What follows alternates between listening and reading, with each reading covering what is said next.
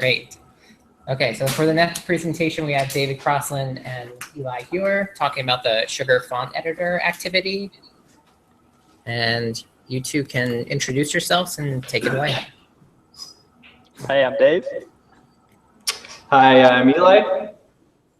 Okay, I'm going to share my screen. Is that working? Yes. So you can see the whole screen? We see the Hangout. Yes, we see your slides. All right. Great. Okay, good. So yeah, so first of all, I got to do a disclaimer. So this is definitely, we're presenting our own personal opinions, not the views of any of our employers, clients, customers. The sort of reason that we're presenting to you guys today is that we joined Sugar Labs earlier this year, and I've been involved in free software for a long time, and I originally bought an X01 as part of the original Give One Get One program, and so I've been following some of the earlier developments of OLPC and Sugar. And when I was an undergraduate, I studied graphic design, interaction design, and I found that was like a nice place to study both computers and technology, and also sort of follow my interest in the visual arts. And I found graphic design and interaction design a place I could bring those two things together. But I became very frustrated with the graphic design software that I was using because, like always with proprietary software, there were bugs that weren't being fixed. I would contact the developers and they would say, nobody cares about that. We're never going to fix that. And at the same time, there would be features that I could imagine which didn't exist and which, A, the original developers would not implement, and B, their plugin APIs wouldn't enable those kind of features to be built in the first place. So I became really aware of the sort of practical relevance of having software freedom, which is something that I had enjoyed as a teenager messing around with free software. But it didn't really occur to me, what it was really about until I was sort of trying to study professional practice. And I became very frustrated with the software I was using to do graphic and interaction design. And one of the most frustrating things I found was with typography. And I, sort of found that with typefaces, often you want something that's slightly different to what's available, or maybe the font you're using doesn't have all the languages supported which you're working with. And so I found that the idea of being able to modify the software for yourself and to work in a community sharing the results was relevant not only to the software I was using to do design, but also to the typefaces and the fonts that I was using. And so I was very fortunate that I was, English person, and there was one of the world's only schools to study typeface design at that point in the UK, a couple of hours from where I grew up. And so I was, studying there for 2 years in the Master's Typeface Design program. And when I graduated, web fonts was happening as part of CSS3. So I got involved in, the discussions at W3C about that. And then I ended up working as a consultant for the Google Fonts project for many years. And I recently converted to being an employee with Google in the New York office as program manager there on Google Fonts. And so I attended the Google, the MSF Libre Planet earlier this year. And I met Walter there. And so obviously, Walter Bender presented about the relation of free software for education. And I was chatting to him afterwards, kind of explaining what I've just explained about myself. And he said that the Google Summer of Code student applications had just opened. They would be open for a couple more weeks. And if I put a proposal together, then maybe we could get some students to make a font editor for kids. And so I put the proposal together, and having worked on a lot of fonts for a lot of different writing systems, I've been traveling quite a lot in the last few years.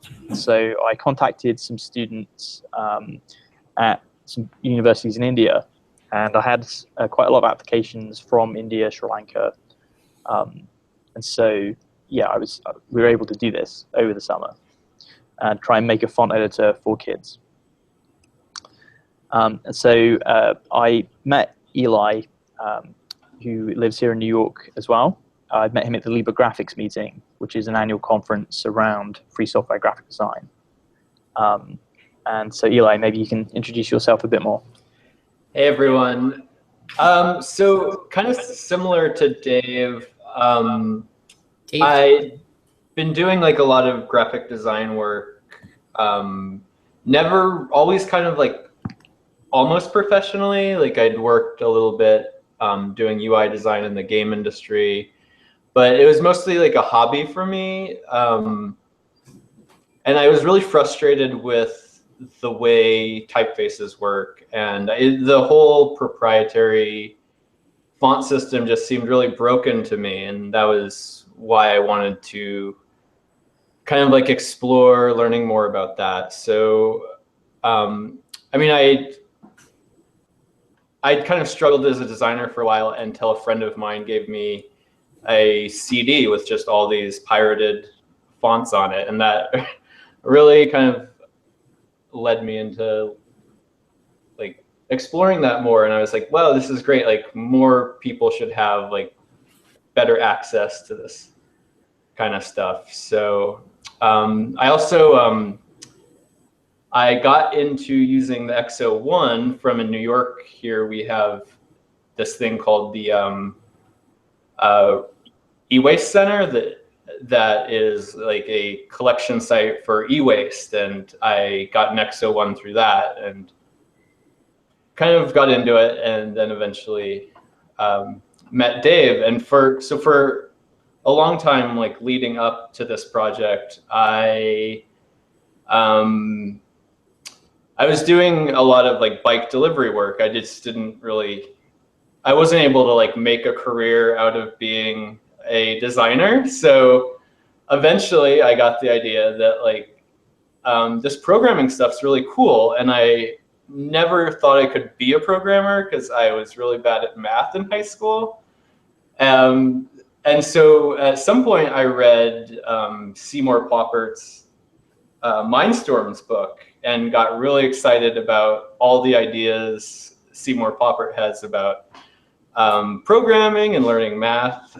So I started working with a Python mentor, and kind of around the time I was doing this Google Summer of Code project with Dave, I actually got my first web development job at Jacobin Magazine, which is what I'm doing right now. So being a developer is very new to me. It's very exciting. And that's kind of my history. So. You have to unmute. You're muted, Dave.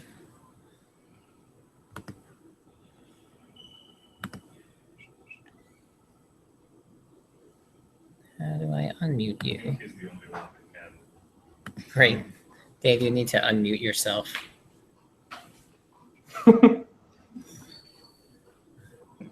Hello? Yeah, sorry about that. All right, that's weird. I didn't think I did. Okay, so yeah, so I emailed Eli on April 1st, and I said, you know, I was speaking to Walter, we're going to do this Google Summer of Code mentoring. Would you be interested in helping out? And he said yes. So I was very happy about that, because I myself, you know, I know a little bit of software development stuff, but I wouldn't get a job as a developer. I'm not that experienced. And so since Eli was, you know, hoping to get more experience doing software development, I thought partnering with him would be really good. So we got into it. And so the first thing I did was set up a blog to try and, you know, sort of journal the process. In reviewing the pedagogical theories around sugar, this idea of journaling, you know, and reflection is obviously key. And so I thought I'd set up a blog so that we could do that. And the first question, you know, that we sort of faced was whether we were going to develop it in Python or JavaScript. and we ended up choosing Python. And the reason for that is I think that there are a lot of known users of the X01 and of the Python Sugar code base. And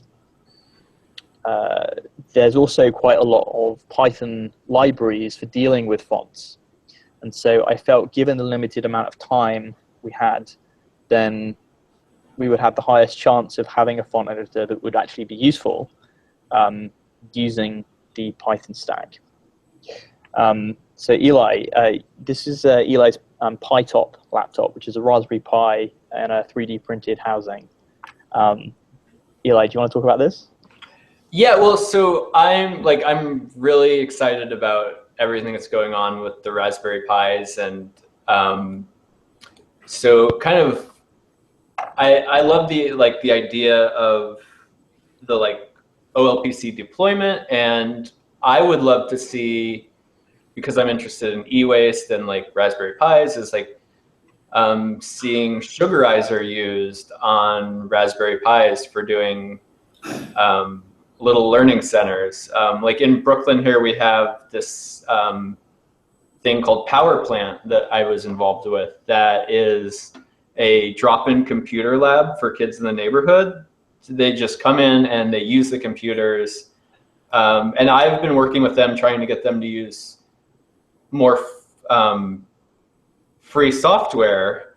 But there's all these barriers, like the usability is not there. And in the future, I would like to see something like that, more able to just say, okay, we've got these Raspberry Pis, we've got usable free software, and we can just go with that instead of right now, it's just easier for them to use Macs and proprietary software, which is a shame, because I really do kind of agree with Walter that there's some pretty big barriers created to your ability to learn when you're learning proprietary software.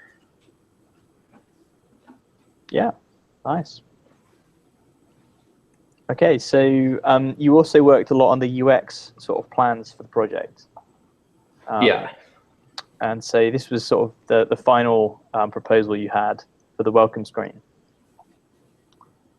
And I think that, yes, we looked a lot at some of the early Macintosh software from the early mid-'80s, and some of these ideas that things would be sort of instantly playable. So the idea of this was that you have the core of a font editor is obviously drawing letter shape outlines, and that right on the sort of welcome screen, sort of like sometimes games have a demo running in the background. You would just have some letter shapes here you could just instantly mess around with. Yeah, KidPix was something I kind of looked at a lot for UX inspiration. I think KidPix does a lot of things really well where when you start KidPix, it's fun and responsive, very game-like, but I think it's a really great learning tool. So yeah, this is actually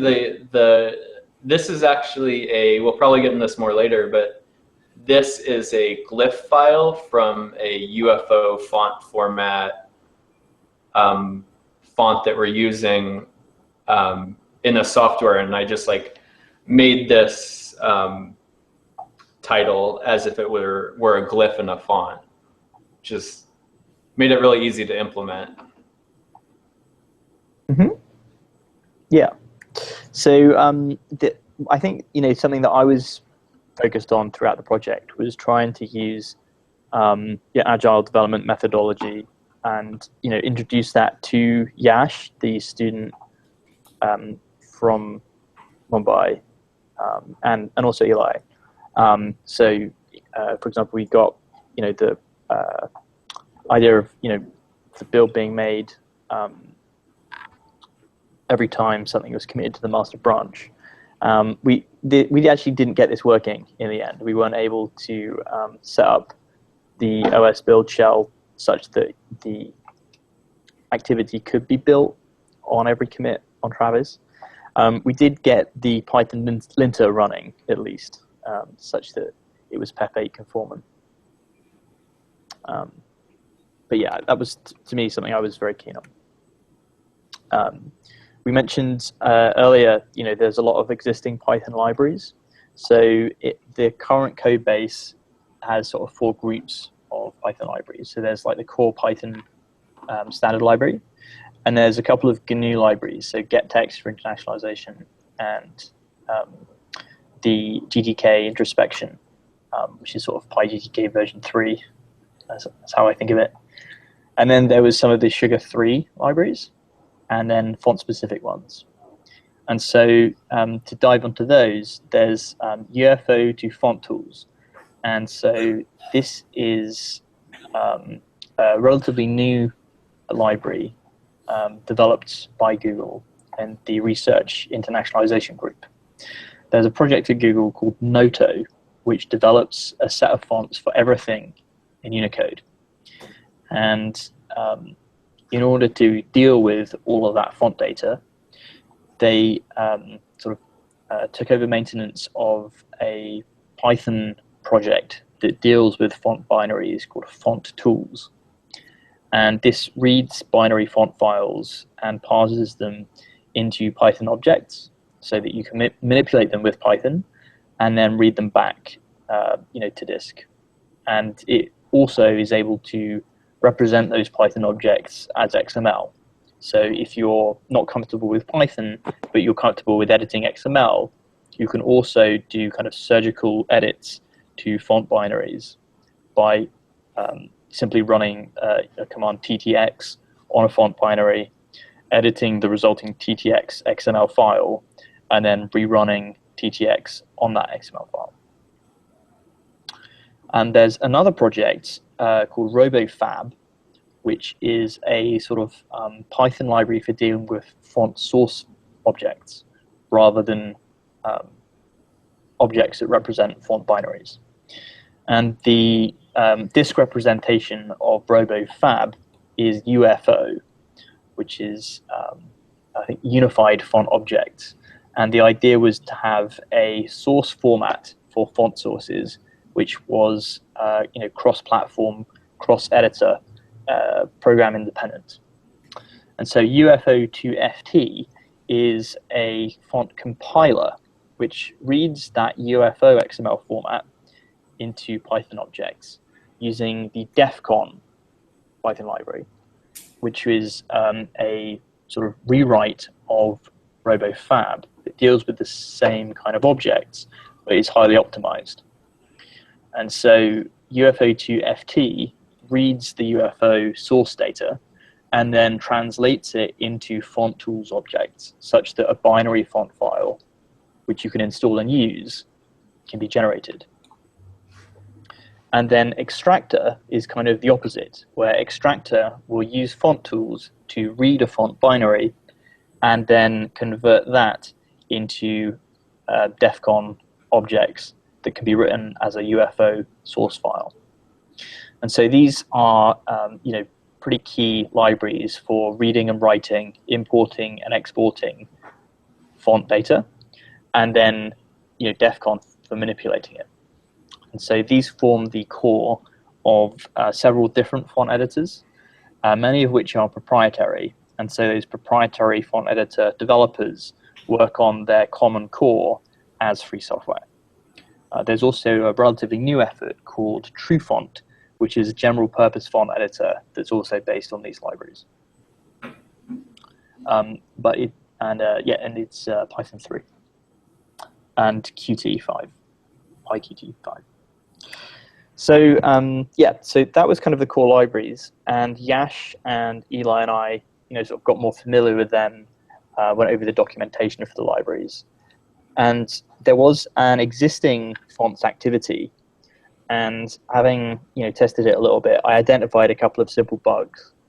So one of the objectives for the Google Summer of Code was to fix those bugs.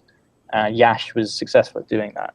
And so this little GIF here shows the starring of fonts to sort of favorite them wasn't working. And you can also see at the top there, there's like an edit me text box. So you can change the preview text.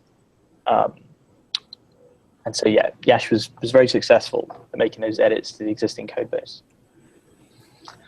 However, I think over the summer, making a font editor is a very big and complicated project. And so we started out with a lot of directions to go in. And as the summer continued, then I kind of pared down the core user story to just these points. So these were the key things that I hoped, the key functionality that I hope Yash would be able to implement. And he did tackle each of these areas. And so this is really, I think, the core of what it means to design a font. Eli, do you have any other comments about this? I just want to point out that the UFO, like, there's a lot of kind of annoying proprietary software around the type design world, but the UFO font format is very readable XML, and just the way it's a really beautiful format. So I think, like with TrueFont, there's a lot of room for experimentation and like building on the world of like maybe more like simple Unixy command line oriented UFO editors. And like for me, that's kind of where I would like to see things go, is like having more like modular UFO tools and less big proprietary softwares packages for doing this kind of work. Mm-hmm. Yeah. So I've got a version of the font editor running here. Yeah, this is a Ubuntu VM, and I've got OS build, and I've loaded up the font editor. So we have this little icon that Eli's made, and you can open it up. So then we get this welcome page, which is pretty close to the one that Eli had sort of proposed. You can see here we can sort of just play around with these points. And then we can try and load a new sample font, and there we have it. And so there's some conformance with the Sugar human interface guidelines. And then we can try and open up a glyph here. Unfortunately, this code as it is right now, the contours are not being rendered. So you can kind of see, you can kind of imagine like an A here, tracing around this edge. I'm actually mystified as to why the contours are not being rendered, because literally half an hour ago it was fine. And then when we did a run through with Eli 10 minutes ago, it wasn't working. So well, we did a code review with Walter, and there is a lot of work that needs to be done, like kind of cleaning up everything and making the code a little bit more readable. Mm-hmm. I was trying to diagnose this problem and without any luck. Yeah. So I'm sad you can't see the outline, because it looks good when there's an outline, but it's not the V. So then you've got these sidebar buttons. But it works. I mean, it works on the homepage. Yeah. So. Yeah. So you've got these things, and you can see like the OE. I made like a little edit here.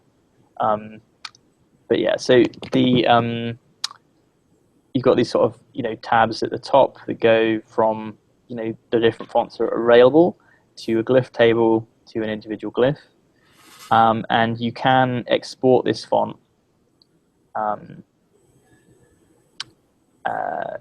Here as an OpenType font, and then that creates the OpenType font in the journal, and then you can get that onto a USB stick and install it. So I tested that, and it did seem to work.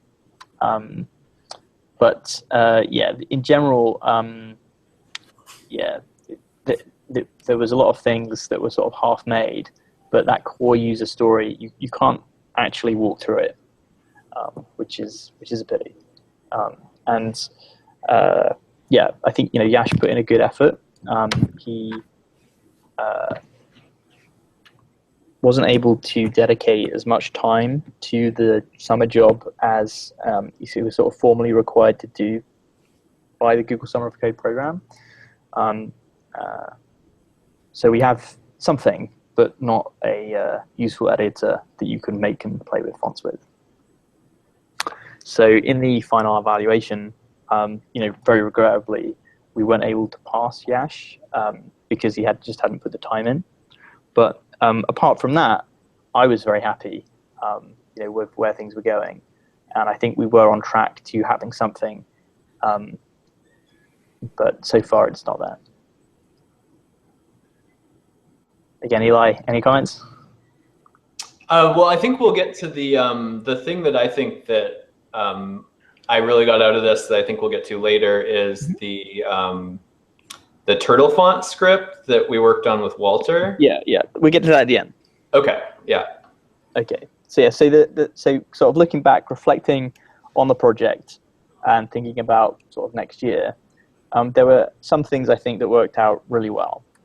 And so Yash put in his resume at the end of the summer this text, that he'd worked with an international community.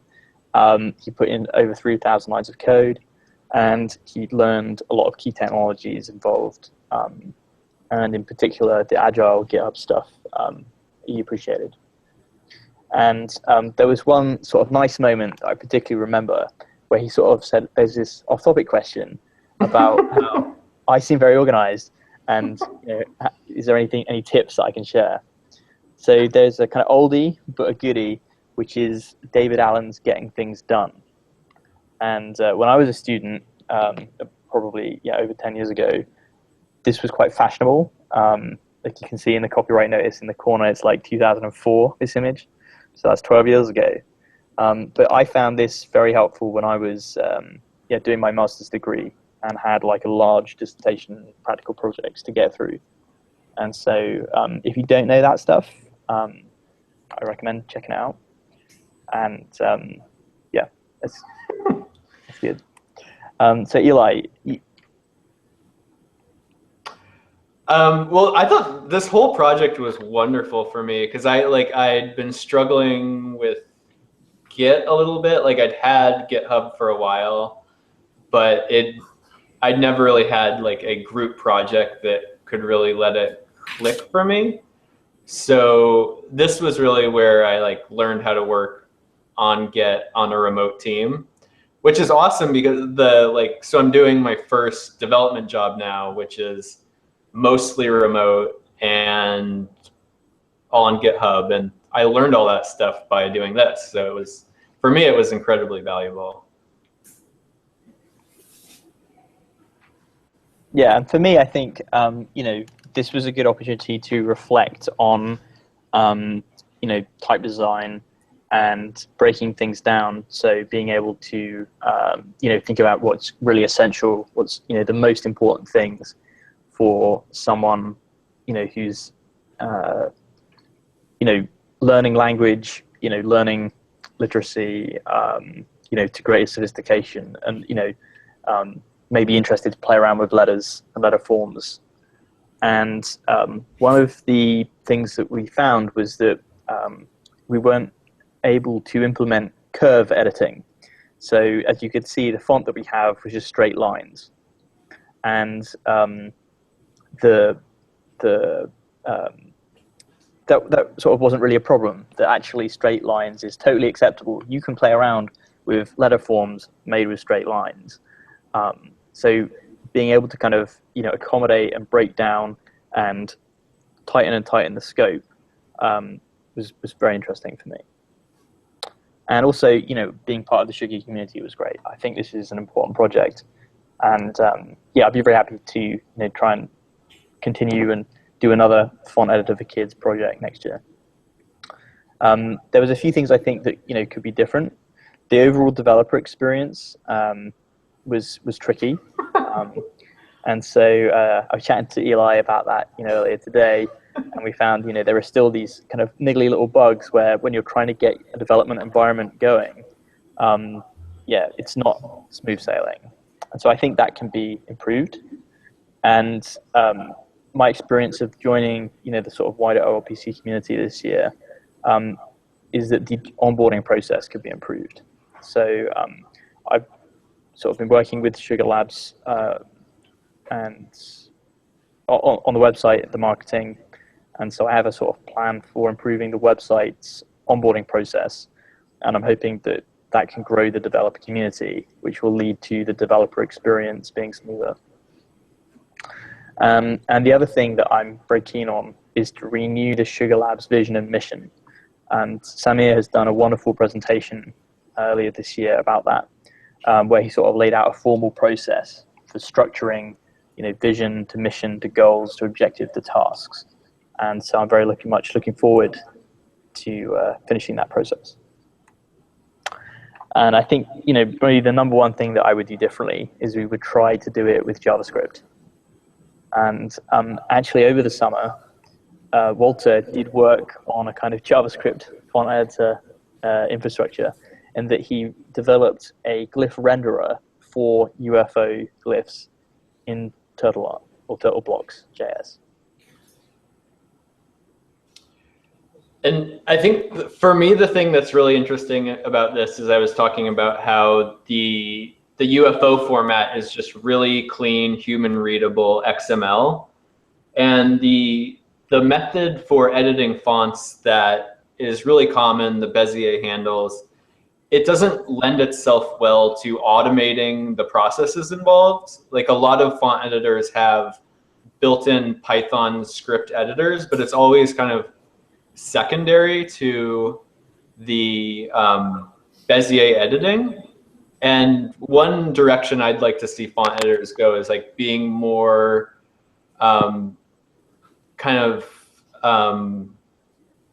driven by scripting first, and maybe still having the handle editing, but really kind of focusing on automating the process of building these things.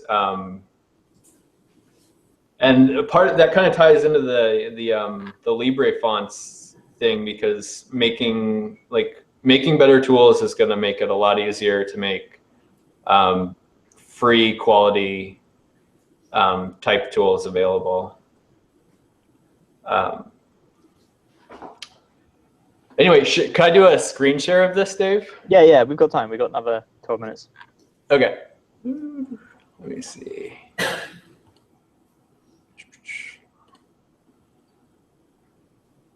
So.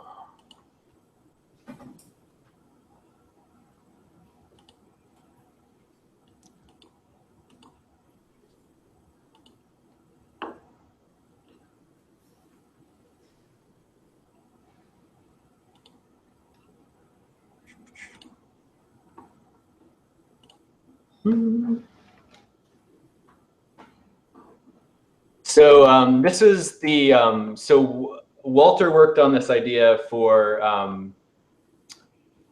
taking glyph information and importing it into TurtleBlocks.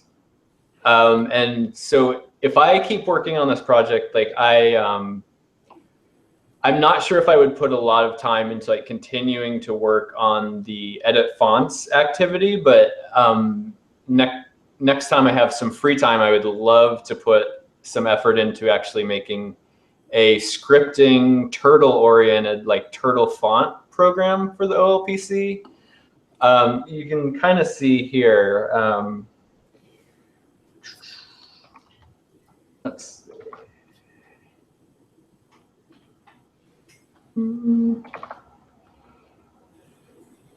So we've got like the Cooper Hewitt bold typeface, which is the UFO format. So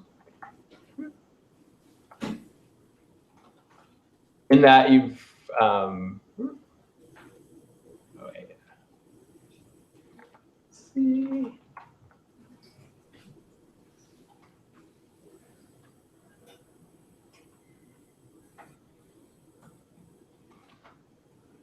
So so we've got a glyphs folder there, and in the glyphs folder, we just have all our glyphs right here. So if we want to look at one of like the Z glyph,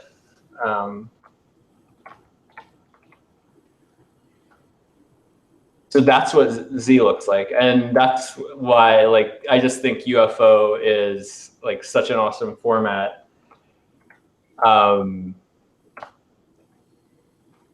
So the script that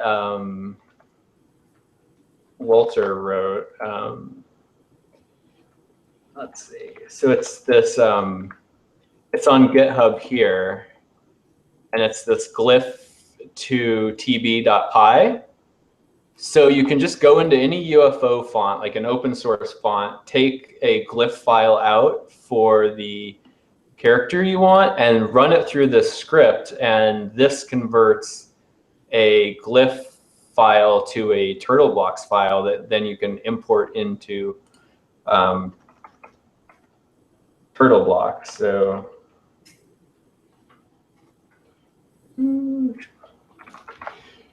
we have like the R glyph there, and you can just do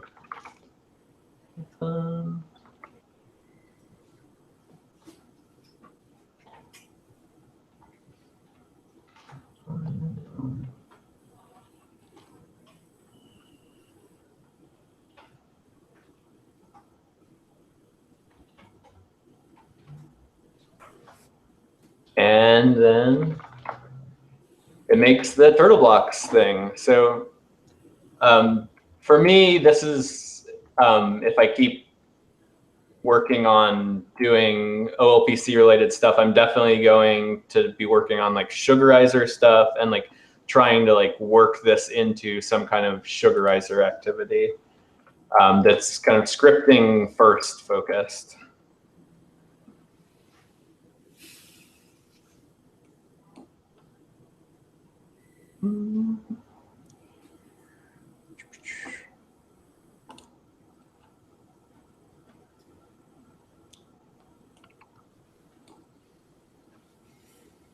Yeah, I'm all for that. I think this is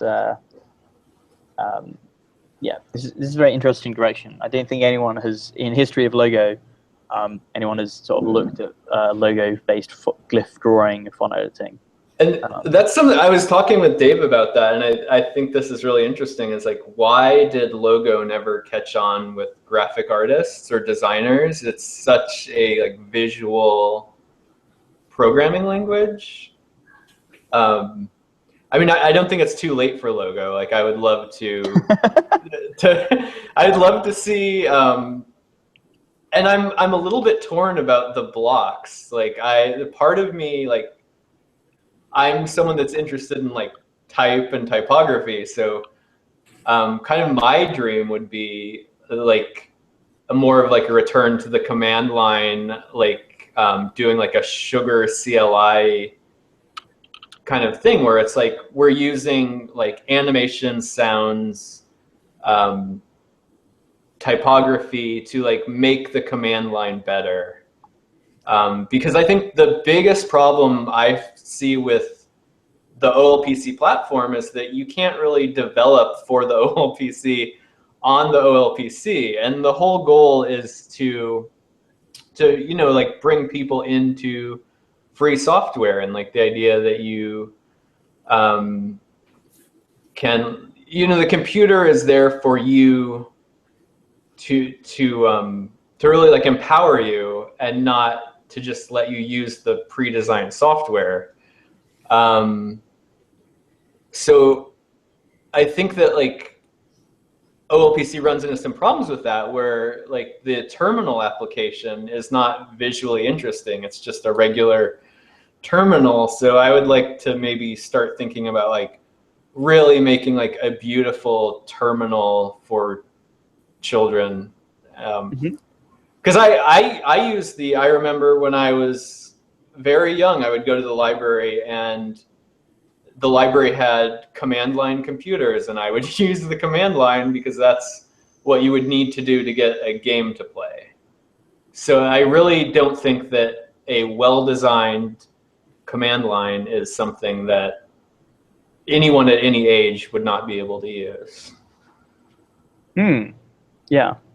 Well, yeah, I think that kids are definitely interested in font editing, and that maybe, you know, using turtle blocks is a good way to provide an avenue to that. Who knows? We'll see. So yeah, I think that's it. Thank you very much. Thank you. We have some time for questions, I think, if anyone has any. Anyone have questions here? Tony? You made a statement that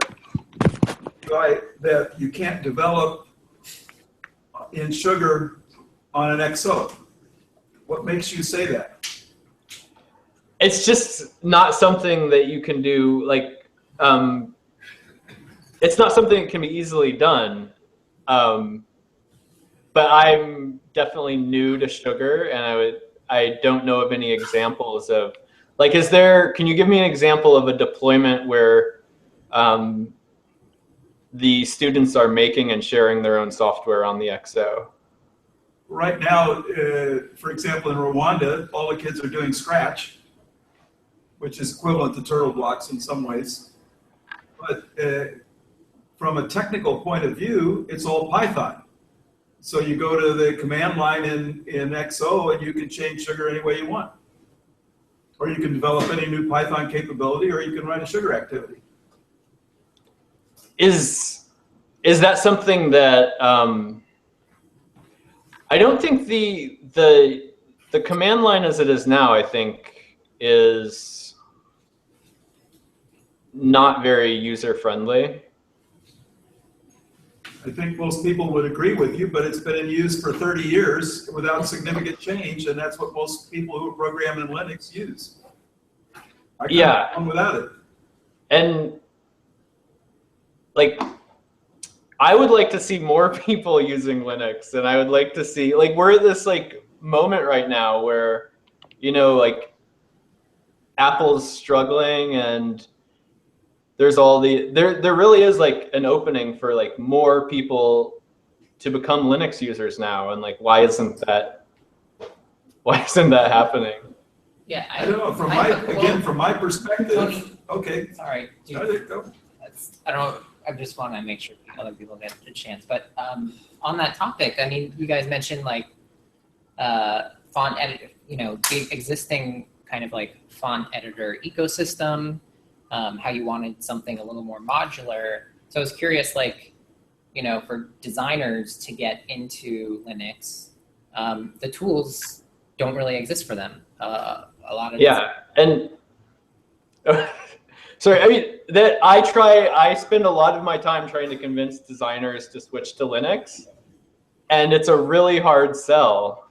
And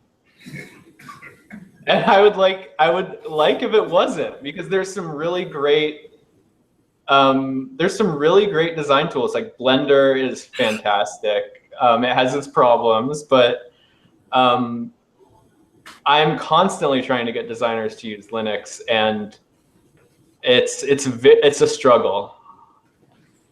And just to follow, anyone else have any questions?